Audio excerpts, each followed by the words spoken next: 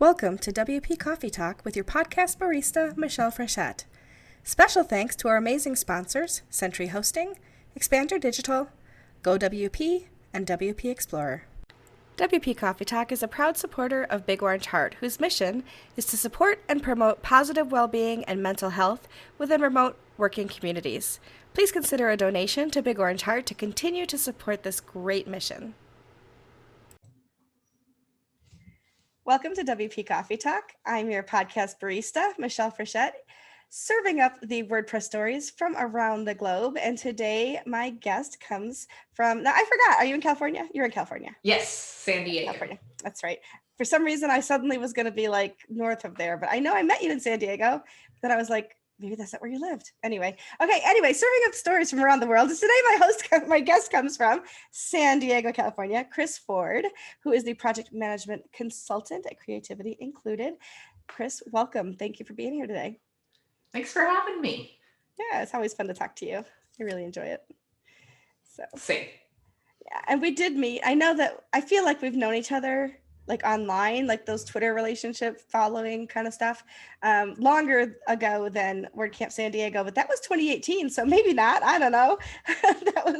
Feels like a million years ago. And yet it still feels like it was just yesterday. But COVID did that to my brain, right? Like everything was yesterday and it was also a million years ago. So time is a construct. And my brain doesn't want to understand that construct some days, but that's okay.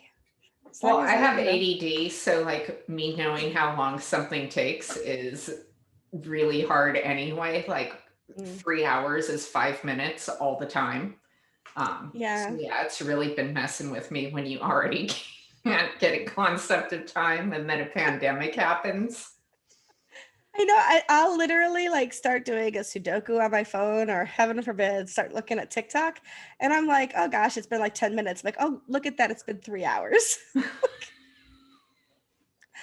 clue. Time is a construct. No exactly. So anyway, tell us a little bit about yourself and what you do. Like you said, I am a project management consultant at Creativity Included right now. I am back to being a sole proprietor after working for other employers for the last 5 years. So far, I'm really enjoying it. I'm working on building an Asana consulting company that will help small to medium-sized agencies improve their communication. Very cool. There's a lot more remote work coming up now. A lot of places are like, but we don't want to come back to work. We like, and as someone who's done it for like 15 years or more, I'm like, yes, I understand. I like working from home too. You get dogs and snacks whenever you want. And I can wear my slippers. I don't have to go out in the snow, all of that. Exactly. There's no commute. I figured it out one time in the sheer amount of time I saved, because in San Diego, if you have a job that's not like in your small circle, you've got easily an hour to an hour and a half commute to get where most of the jobs are. And I mean, even getting downtown in traffic, something that takes you 20 minutes can take you an hour. So you figure 2 hours a day, that's 10 hours a week by 52 weeks a year, like not counting vacation and stuff. And that's 520 hours I got back to watch Netflix. Amazing. Or TikTok or play Sudoku. Absolutely. Now, usually I say, show us your mug, but I know from already seeing it, you have a pint glass. So show us your pint glass today. If I drink coffee right now, I would not sleep until tomorrow. So I have a WordCamp Orange County. Does that say 2017? I think so, yeah. It was one of I love WordCamp Orange County swag. Like, it's one of my favorite places to get swag. It's always super well designed. So it looks like superhero lettering. Is that superhero lettering? Yeah, it was superhero, which was really fun. I think the year after that was Dungeons and Dragons. My choice today was between this one and one with a dragon on it. So, well, I like the superhero. You're drinking water, right? It looks like water, unless it's. I'm having a squirt. Oh, even better. There you go. Well, I have a superhero mug. I have one of my many Wonder Woman mugs, so you can see Wonder Woman there. And it's a little fuzzy because it gets darker if the hotter the water is, but I've had the tea water in here for like 20 minutes now, so it's starting to fade a little bit. But I'm drinking herbal tea because I can't do coffee this late in the day either. It's 5 o'clock here, so can you imagine if I was drinking a big old coffee at 5 p.m.? Yeah, some people can do it. Like I've watched Norcross drink you would think that amount of coffee would kill someone, and he remains completely unaffected by it. Yeah. I was going to say I no longer have my life-size Wonder Woman cut out behind me, or it would be a really great theme. Where'd she go? Well, as she is life-sized, the only part of her you could see behind me was her crotch. And so it was very distracting on meetings. And so Wonder Woman is now on a wall that is not directly behind my head. That makes sense. There was one very uncomfortable meeting, and then she moved. Oh my gosh. Oh, that's brilliant. I love it. I was so proud. I was like, I have this great life size. Oh, that's not, we're in landscape, not portrait mode. That's just not gonna work here. That's unfortunate. Yes. So instead we have some voting posters. That works. I have a whole wall, you can't see it over there, of all Wonder Woman memorabilia. So I'm actually, if I remember, after we get done recording today, I'll take a picture and tweet it out because I have a lot of Wonder Woman things. It turns out that when you start have the Wonder Woman Wapu? I do. The pin, okay. I have a couple of those, yeah. So I was going to say I'll send you one if you don't. I do. That's on my bulletin board right here too. Yeah, I love that one. I've actually bought some and given them away to friends because I love them so much. Yeah. So tell us, how did you get started with WordPress? I've been working in this industry since 1996, I think. A little while. And so I'd always kind of done like HTML sites, and I can't remember when. I mean, it's been maybe 10-ish, 12-ish years now that content management systems started getting really popular. I tried out, a whole bunch of different ones because one of the biggest complaints designers had at the time was, I don't want to spend my whole job updating someone's website. Like that could be a full-time job. And for most people who were designing at the time, like no one wants to spend all day copying, pasting text in. And I tried a couple of like blogger things, and I was involved in the scrapbooking community. Started working with a bunch of people who started photography businesses after being in the scrapbooking industry for a while. And there was this really big need to merge their blogger blogs with their website, right? And so I was looking at a whole bunch of different tools, like there was Drupal, there was this one that they were charging for that I can't remember the name of. Like there were a whole bunch of content management systems out there, and I tried all of them, and they all just felt weird and clunky and ugly, and I couldn't figure them out, which might have been my problem. But I got a job from this company called Pink Paisley Scrapbooks, and they needed a new website. And so I built one for them that was basically a giant flash header on top of the Kubrick theme so that they could have their big flashy, spinny navigation, which was so popular at the time, and autoplay music and all of their slideshows. And at the time, it was just easier in Flash, right? This was 10 years ago, or maybe even longer. And so I built that, and the first theme that they had me buy for that, after seeing the Kubrick version, they were like, there's a little bit more we want to do with this. That'll work for our blog, but we want you to use this, and I can't even remember, Revolution theme, which turned into Studio Press. And so using that Revolution theme, Brian Gardner saw the website. He really liked it. We started talking. I started using the theme more. I developed a couple of themes for Studio Press for scrapbookers called Family Tree. There was another one called Be Crafty for people doing crafts. And because of that, Brian said, hey, why don't you come up to WordCamp San Francisco? We're doing our first Genesis Connect event. Come on up and meet other people in the Genesis community. Or at that time, yeah, I think maybe Genesis had very first come out at that point. It might have even been like the launch of it. I don't remember. And so I went to WordCamp San Francisco.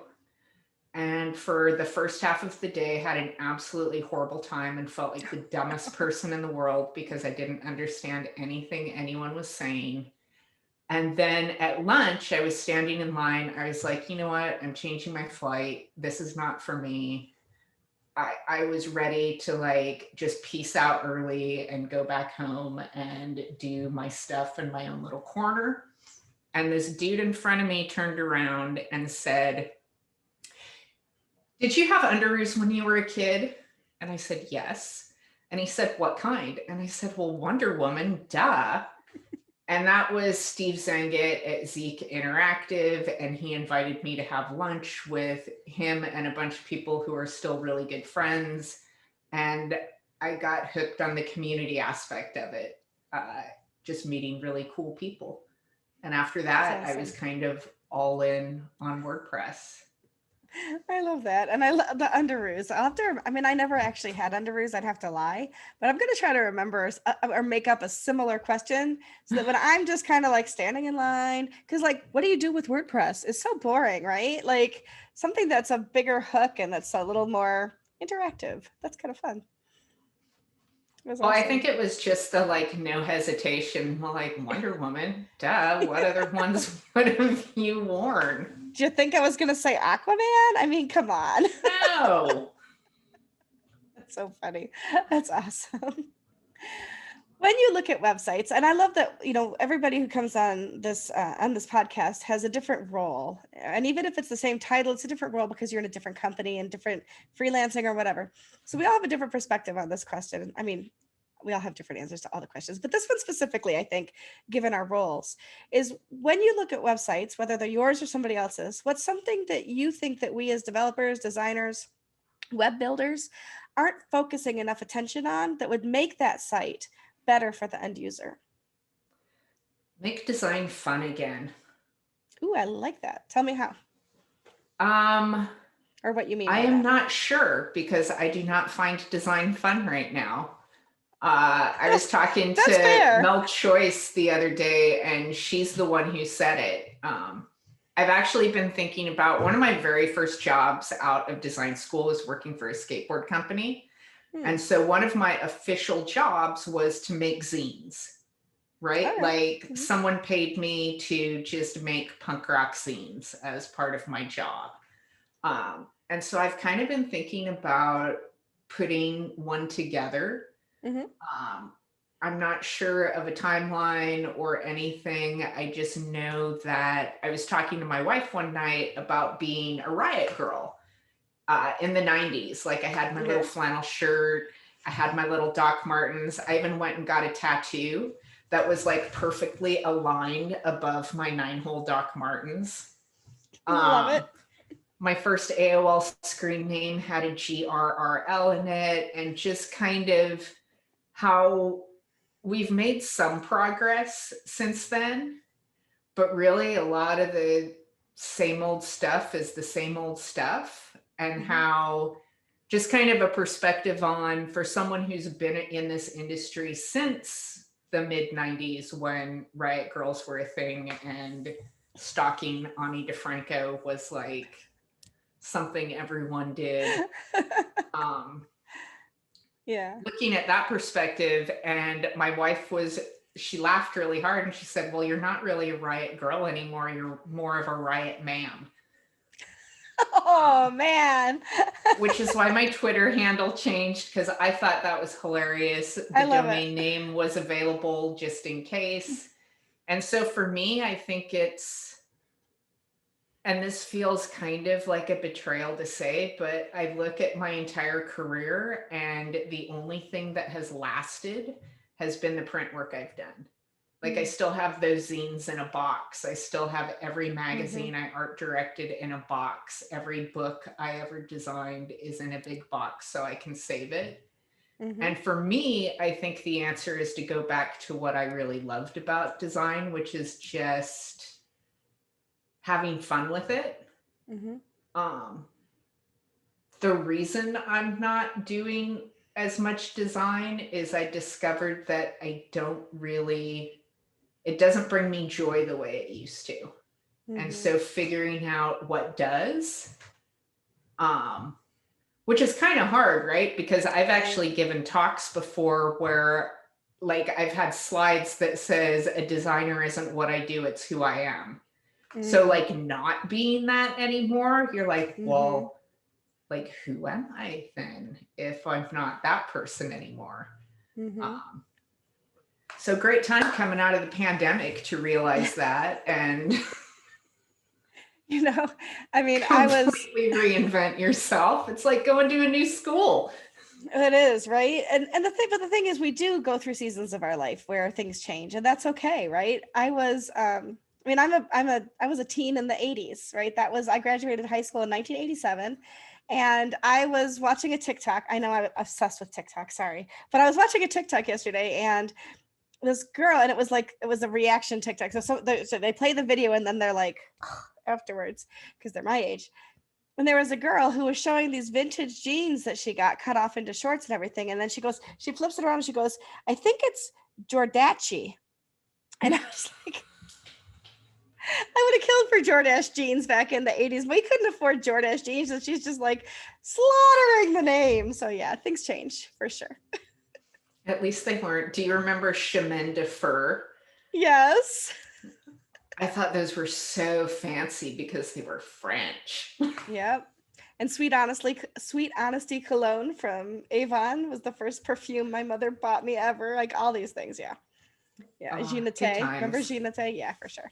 Okay, moving on. Keeping it WordPress. God, I used to bathe in that stuff. People must have like scattered when they were in a closed room with me. Same.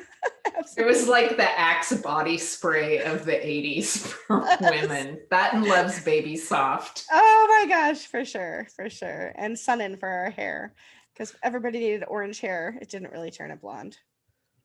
But yeah. Anyway, what's something that you wish you had known earlier in your WordPress career that you've learned since that would have made life a little bit easier had you known it sooner?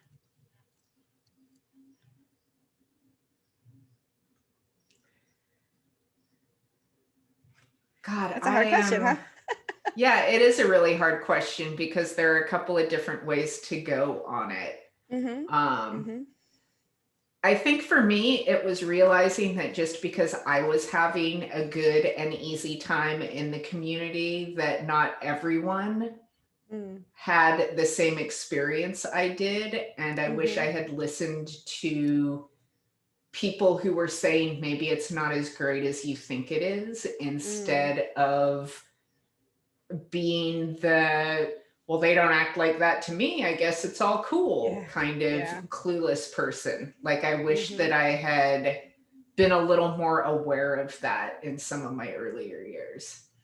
I think that's a really good point. You know, I know that you're aware of the work that Allie Nimmons and I are doing with Underrepresented in Tech.com. And I recognize I have white straight privilege, right? So you and I have talked about this before. You have white privilege, but you don't have straight privilege. And, you know, and to be like a Black woman in the LGBTQ community, it like puts you even further down the privilege list, so to speak. And not even so to speak, but realistically. And so some of the work that we do now, it's like when I was like coming up in the WordPress community, it was just like taking it all for granted. It never occurred to me that other people weren't as welcomed and had as easy access as I do in the community. And I'm an older woman and I have disabilities and I'm a fat girl too, right? So I do deal with a lot of that kind of prejudice, but I've been able to claw my way, I make it sound like it's a horrible thing, but I've been able to find my way to a place of privilege within the WordPress community. Part of it's having a podcast, part of it's going to work for a company that's recognized. I mean, there's all those things that fell into place for me.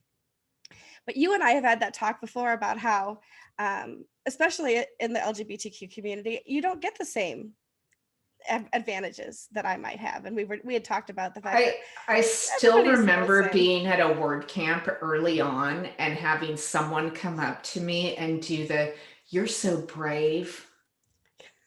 And I was like, what are you talking about? Yeah. And I guess I'd referred to my wife in Mhm. a talk, and I was so brave. And I'm like, no, I'm just so gay. Right? Like for me, Right? it was not that big a deal because I've been doing it for years. But I Mhm. mean, even just that has changed. Like thinking of having an underrepresented in tech 12 years ago. Right. But Yep. I'm glad that people are evolving and that is becoming something that we find important and elevate. Yeah, absolutely. Try to even that playing field and make sure everybody has access to the same things. And it's not easy, and maybe it's easier now than it was 15 years ago for sure, but it's still not an even playing field for everybody. And so, that's what we're trying to do anyway.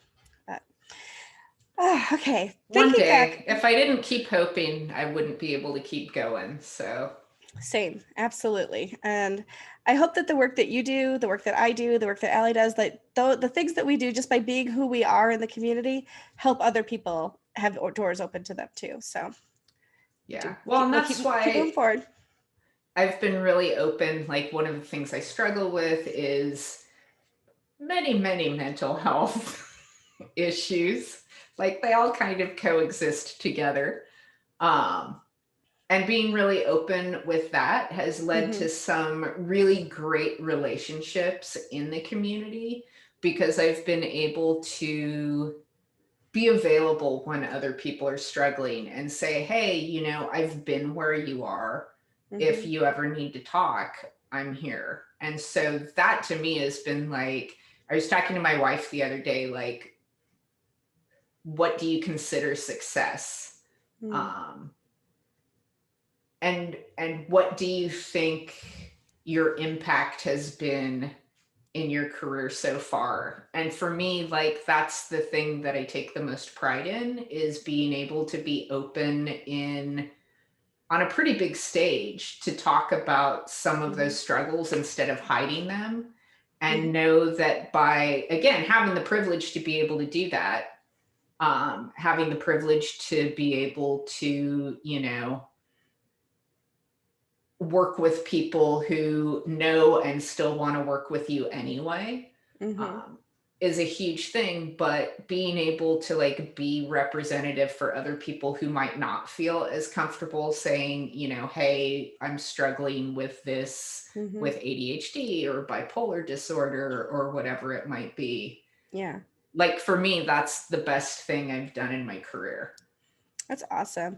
Now, the next question I usually let you answer, but I'm going to talk about something that you and I did together, and you can always answer it afterwards. But the question is, what are some of your favorite WordCamp or Meetup talks or experiences? Maybe an experience that you had that was really pivotal or inspirational to you. Before you answer that, I want to talk about what you and I did for WordFest this year because you were open about it. It's out there. It's recorded. It's nothing that I'm not outing you about your ADHD because it's out there already. But you were giving a talk about, please excuse my, my dear Aunt Aunt Sally. Sally. So I'm like, what was her name? I forgot the name. Yeah. So, and it was about your struggle with ADHD and things like that, and how you have come up with a method and things that work for you. And you were struggling to get it recorded. And you reached out to me and you're like, first of all, number one, instead of just like hiding, you reached out to me. So that was important, right? So you acknowledged where your own shortcomings were, your own challenges were in being able to get that talk recorded. And then you said, I'm going to maybe I'll have to withdraw. I'm not sure what to do. But together we came up with a solution for you. And I was in awe of the fact that you were so willing to just pivot, put it out there, talk about it, and have that experience. And so for me, that was one of my biggest experiences in a WordPress meetup or event type thing, because it was at WordFest. And I'm not putting words in your mouth, but I was inspired by the way that you were like, okay, we're just going to pivot this. Yes, let's do it. And we just did it. We met, we recorded it, and it was really awesome. And you were so open with, with the fact not only that you struggle with mental health issues, like I do too, right? But also that you're like, not only do I struggle with them, I struggle with them to get this talk done. Well, and that I was pretty felt cool. like you talk about imposter syndrome, and I felt like such an imposter right then. I'm like, seriously, I cannot record a 30-minute talk because I am caught in this loop of perfectionism. And yet you are going to go and talk to a global audience about how you manage your ADHD. Who do you think you are? And it was like, well, I guess I'm just going to include that in my talk. And you graciously came up with the idea, like, if you can't get it done this way, maybe we can do it more as an interview. Because the struggle I was having, like the thing I miss the most about in-person events is that connection with the audience. That's why I do it. When you see people nodding along, when you see that what you're saying is really like connecting with someone and they're getting it, right? Like when you see someone nodding and getting it, that's the energy of other people is why I started doing this in the first place. And not having that, I feel like I would have been a horrible newscaster reading off a teleprompter.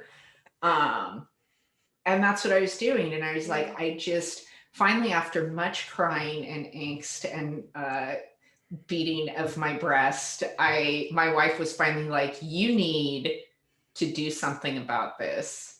And I was like, okay, what would my therapist tell me to do? She would tell me to do the hard thing and be honest that I'm struggling and ask for help. And so instead of like kicking my feet, I was like, okay, I'm just going to take these steps that someone else has given me and see if it fixes it, because it can't make it any worse, right? It's already super bad. And so yay, therapy. It worked. Yay, therapy. And not only just the therapy, but actually following through on thinking, what would my therapist, not asking the therapist, but what would the therapist say? And making those determinations for yourself, and then actually following through on those steps. So, and it gave me the opportunity to work with you on something else, which I loved. So that was awesome.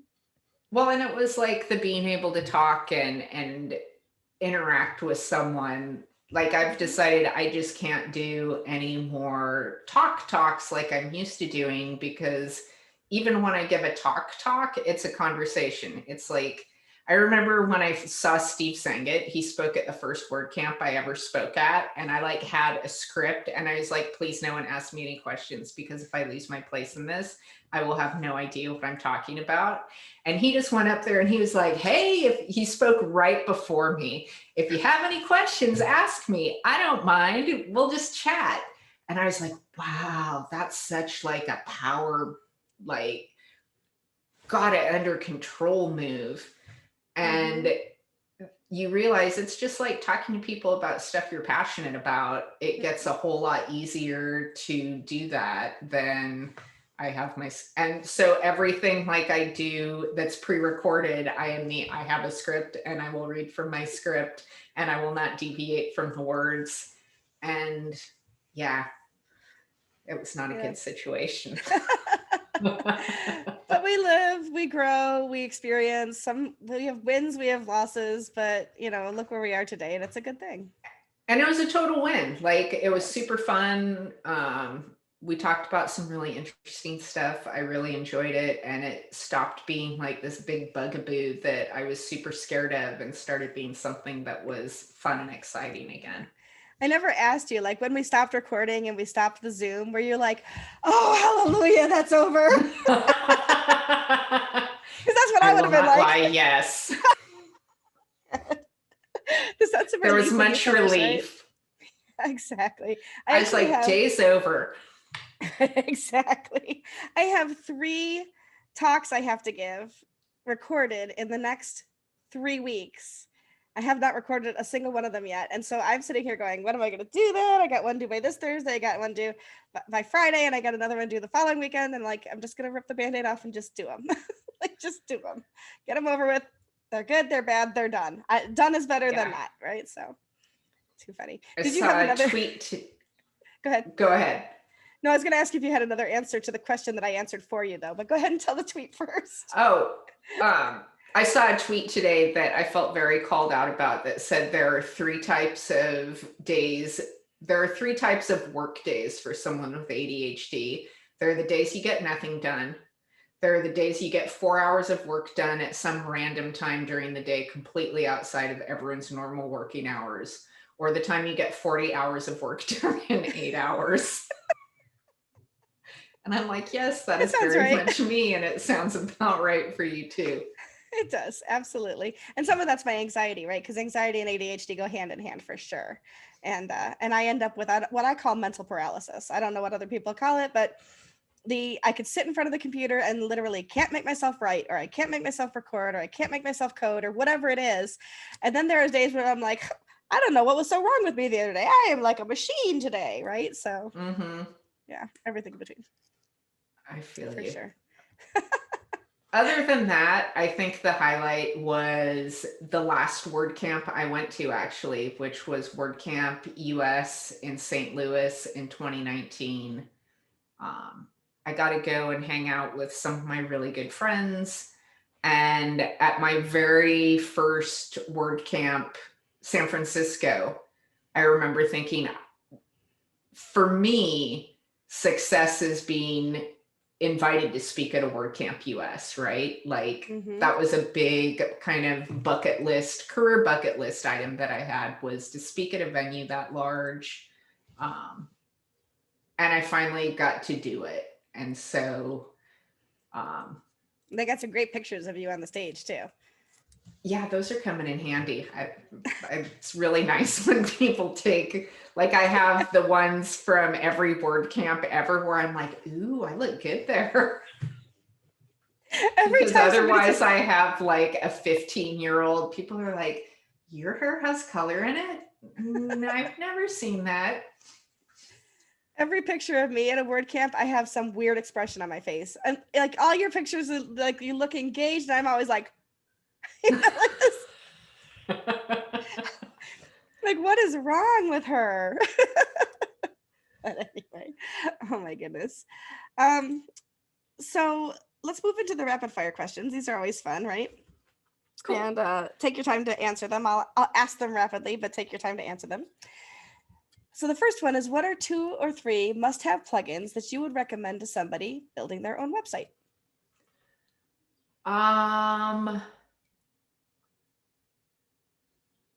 I don't know if it's considered a plugin, but I really like stackable blocks. Okay. It makes it easy to build websites more quickly. I love Yoast SEO because it makes me feel like I'm at least doing the bare minimum for, if I get a green light, it makes me feel good. I'm not sure if it actually does anything, but it's like Febreze, right? It's the end of cleaning and it smells clean now. Looks good. It's got a green light. Exactly. And I'm going to be honest, it has been so long since I've built a site. Like, I'm getting ready for the consulting business. I haven't even had my domains just been dead. Everything's been gone because I wasn't freelancing and it went to the bottom of the priority list. So recommend a third one for me, because I'm going to need some help when it comes to actually building a website after almost 4 years away from hands-on stuff. I'll recommend that you have a security plugin. How's that? Whether it's WordFence or something else, definitely security plugin, I think, comes in handy for sure. Good deal. It can't hurt, right? It can't hurt. Agreed. But yeah, that's going to be a fun adventure. I will have many more answers in a few months. Well, Elementor and I paired up last night, and we're doing a 30-day site redesign or site build. So accountability group. So we'll talk to you afterwards if you're interested in kind of, you don't have to do it in 30 days, but at least it can get you started and on the right track to have some accountability partners. I Okay. actually just started a little accountability group with a friend of mine who Nice. is freelancing. Like they kind of fell into freelancing at the same time. So Oh, I have perfect. homework due this week. I'm a big if I have to go into a meeting Mhm. unprepared without my homework done, I feel really bad. Yeah. So having a So you'll do meeting it. once a month to like, I'm not going to go in and say I didn't do anything. I'll stay up till 4 o'clock in the morning the night before because that's the Exactly. kind of kid I was. Same. I always said if it wasn't for the 11th hour, nothing would have ever gotten done. At any point in your WordPress career, have you had a mentor, whether it was officially a mentor or unofficial, or even just like somebody that took you under their wing, so to speak? And who was it? Um, I don't know if I've really had mentors as much as I've kind of had relationships. I think the closest thing to a mentor probably would have been when I was working at Crowd Favorite. Kareem really took a lot of his time and taught me a lot about project management at my first project management job. I've learned a lot from hanging out with Ali Nimmons, with Christy Chirinos. Um, They're all really I good mean, people. Steve kept me from bailing on WordPress entirely, and we, Hmm. still make each other laugh at WordCamps, who knows how many years later. That's Um, awesome. Well, but I'm yeah, glad to. like there haven't been any, like, I don't know. I don't think I'd be really good at formal like mentorship relationships. Yeah, It always seems more like a give and take where you just have a really smart friend that you can ask questions. like the unofficial coach, Exactly. And the I uncoach. have loads of those. Like I have a great group of like a group Slack thing where we just go in and everything from um hey, who's got stock tips, because someone in there is like a super financial wizard and they'll help us when it comes to IRA stuff, and there's Hmm. someone else who is really good at something else. And just, I don't know, having a diverse group of friends with different opinions and areas of expertise has more been how I've been mentored and brought Hmm. up through the community. Because, yeah, a The lot of people have given me a lot of opportunities. kind of the it takes a village, but you built your village. Well, you always build it, right? Yep. Like, Hmm. there's so many. I am super surprised because I have made so many new friends just by reaching out to people on Twitter this year. Hmm. Um, in a year when you're stuck at home, like how amazing is that? If you would have Yeah, told me that in high school, like you'd be locked in your house for a year and a half, but you'd still make new friends, it wouldn't have that's made sense. wild. Sitting home in your Jordachi jeans. Exactly. Okay, so who is somebody in the WordPress community that you admire and why, but you can't say anybody you already mentioned? Oh man, I blew it There are more because people. I mentioned a whole bunch of people. I should have stopped you sooner. Right? I should have been prepared for that. Okay, so someone I admire that I haven't. Um, you know what? I would have to say Tracy Levesque. Mm-hmm. Um, I love the type of company she's built at Yikes. It's been amazing to watch a queer woman owned business that is so diverse. Like I think they're a certified B Corp. Is that the one where like they certified that you are a diverse and inclusive Maybe. organization? I can't I don't know. see. That's why we have, people who Other are people. experts in that kind of stuff. Exactly. We all can't know Not the everything. difference between bi and semi-weekly. I have someone on speed dial for that. It's like Um, bi-weekly is like every other week, but it could also be twice a week, right? I mean, it's like crazy. I would have to Slack my person and ask again. We'll tweet it later. Right. And I forgot where I was going with that. But basically that she's been able to build this really great and inclusive business and become a WordPress VIP partner. And she's just one of those people in the community that's like really inspires me. Yeah, I can see that. She's pretty awesome for sure. I should get her on the show too. I'll have to reach out to her later. That'd be good. What's something in WordPress that you'd still like to learn, but that you haven't tackled yet? And it doesn't have to be code. It could just be anything to do with your business. I wish I understood SEO a little bit better.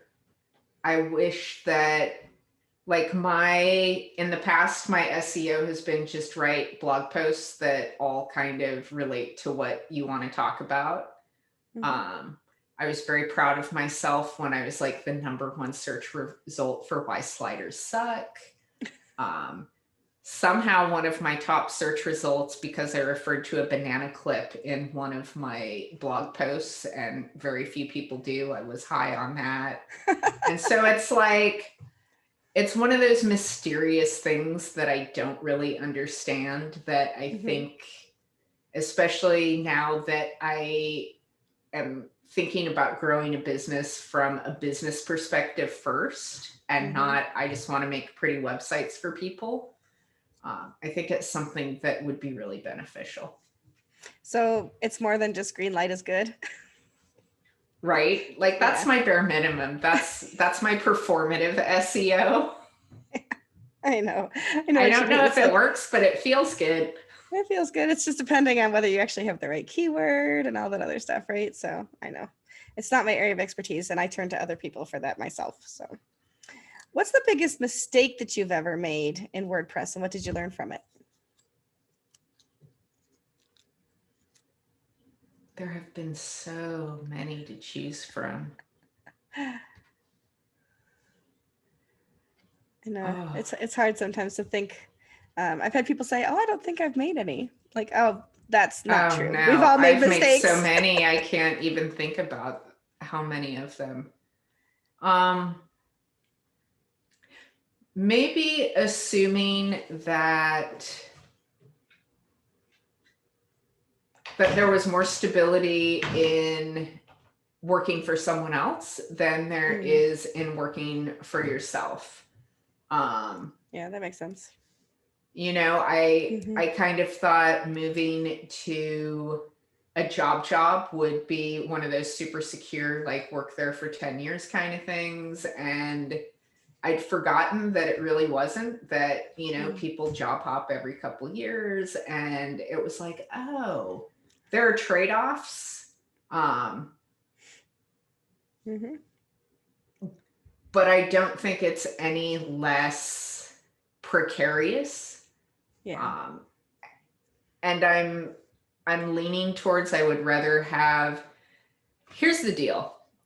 As a woman, especially as an older woman, you start getting a sell-by date on you in the corporate world, right? You really do. Like, it's a documented phenomenon that, like, for me, I probably have 5 good years left before you kind of slide into obsolescence, unless you're, you know, really highly placed in a large company. It's just, it sucks, but it's something that kind of happens. And so I've been talking about, you know, do I want to spend those 5 years building someone else's business, or do I want to spend those 5 years building something for me so that I can keep working until I'm 80, because I'm a Gen Xer, and that's just what we're going to do. Yeah. But I also want to be one of those people who, like, Willie Nelson turned like 84 last week, and he's still touring and playing the guitar and doing all the other things that, you know, he does. That make him. I look at that and I think, how rad must that be to still be doing what you love at 84 and still be doing it well and on his terms, right? Like with Yeah. his family and his friends. And Yeah, that's pretty good inspiration for sure. Well, what's your proudest WordPress moment? it's a duplicate. It was WordCamp US. I actually went out when I went to my first WordCamp San Francisco. Brian Gardner introduced me to someone as a pit bull. And I was like, I'm going to choose to take that as a compliment because I own a pit bull and he is smiley and loyal and awesome. But he will also bite your face off if you cross him. That's right. So I like that. Yeah, so, for sure. I was super tenacious, right? Like I just wouldn't let go of this idea, and I would submit 2 or 3 talks every single year and get my rejection letter. And the next year I would spend the whole year thinking about what I was going to submit and get another rejection letter. And finally, after years, I was like, wow, everyone's getting their rejection letters today and I didn't. I should check my spam folder tomorrow. And it, was finally, it was a lightning talk. Yep. And I was really excited about it. It made me feel like all of the keeping my teeth in it and refusing to let it go had kind of paid off. That's awesome. I love that. Yeah. If I got to speak at WordCamp US or Europe or, Asia, that to me would be absolutely at the top of that too, for sure. If you weren't working in web tech or tech it all or web it all, what's another career that you might like to attempt? I would be a dog trainer.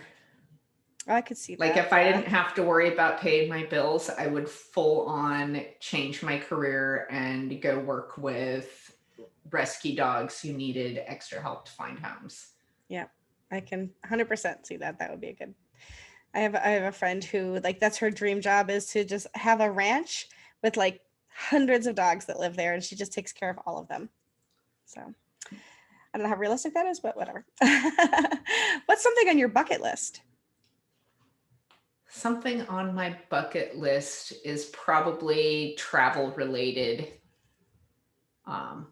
You know what I would love to do? I would love to go snowboard in Japan. I used to have a friend who went all the time, and I just think that would be a crazy trip to take. Yeah, I would be the person at the bottom holding your hot chocolate for when you got to the bottom. That's not something that I will ever do, but I admire people who can hurl themselves down the side of a mountain like that. Oh, I'm very cautious. I'm always the last one in line, and you can hear me I'm coming, I fell down and I can't get up. I am not the world's best snowboarder, but you're still light years ahead of me. Yeah. That's okay. Well, and I haven't been in 10 years, so I don't know if I can even do it anymore. Yeah. But I'd like to try. That'd be fun for sure. Show us or tell us about one of your secret or hidden talents that the rest of the WordPress community might not know about.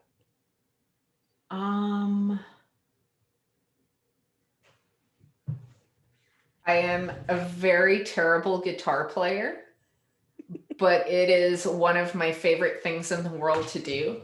I kept trying meditation and I kept not being able to do it because my brain would revolt and think about everything, and I just couldn't let go of it. And I had always had this dream where I was on stage with a guitar and I'm freaking out, a big stage in an arena with a lot of people. And I'm standing on stage and everyone's like, okay, we're opening with this song. And in my head, I'm like, I don't know how to play guitar. Why am I up here? I have no idea what I'm doing. And then I have to start playing it, and magically I can. And it was the best feeling in the world.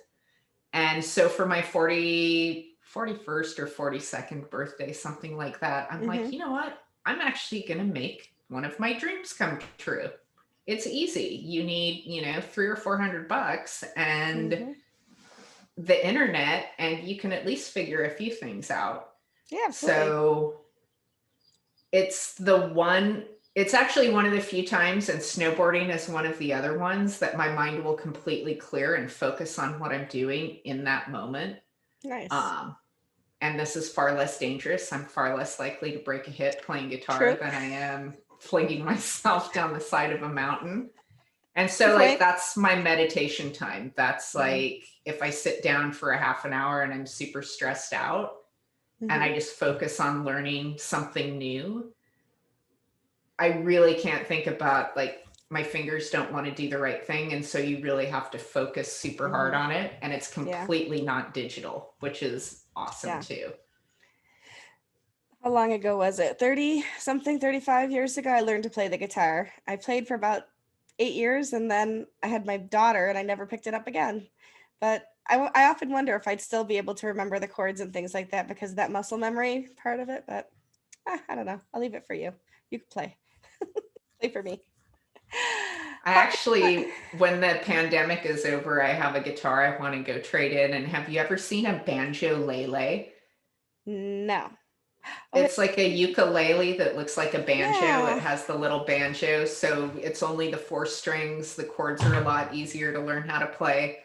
I think that's going Fun. to be another post-COVID hobby. I want to see it when you get it. That'll be cool. For sure. I'll take it around to word camps because it's little. That'd be fun for sure, right? That would be a conversation starter. Absolutely. Um, how do we find you online? Your website, your Twitter, however people can get in touch with you. Right now, creativityincluded.com is just redirecting to my LinkedIn page. But if you're interested in seeing what I've done, you can look up a lot of that stuff on LinkedIn while I am building a replacement website. And then my Twitter handle is Riotmam, I love it. RIOTMAAM. Perfect. I love it very much. If you are listening to the episode, you can look up Chris's episode.